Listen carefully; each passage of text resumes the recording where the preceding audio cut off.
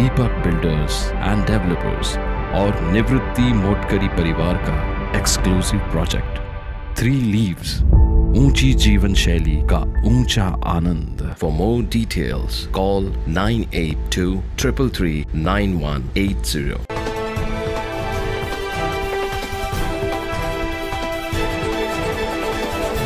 नाशिक शहरातील रामवाडी परिसरालगतच नदीपात्रात गुरुवारी दुपारच्या सुमारास पानवेलीखाली एक कुजलेल्या अवस्थेतील मृतदेह सापडल्याने परिसरात एकच खळबळ उडाली।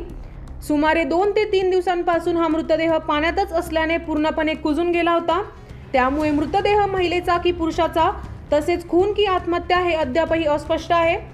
या घटनेची माहिती कळताच पंचवटी पोलीस ठाण्याचे वरिष्ठ पोलीस निरीक्षक मधुकर कड यांच्यासह अधिकारी व कर्मचाऱ्यांनी घटनास्थळी धाव घेतली। या ठिकाणी अग्निशमन दलाच्या जवानांना देखील पाचारण करण्यात आले होते। अग्निशमन दलाच्या कर्मचाऱ्यांच्या मदतीने कुजलेला मृतदेह पाण्याबाहेर काढण्यात आला। अद्यापपर्यंत मृतदेहाची ओळख पटली नसून याबाबत सखोल तपास पंचवटी पोलीस करत आहे। नदीपात्रात आढळलेल्या प्रेताच्या अंगावरील कपड्यांवरून काही ओळख लागते का या संदर्भात पोलिसांची तपासणी चक्र फिरू लागले आहेत। या घटनेमुळे रामवाडी परिसरातील बघ्यांची गर्दी वाढल्याने पुलावर मोठ्या प्रमाणात कोंडी झाली होती।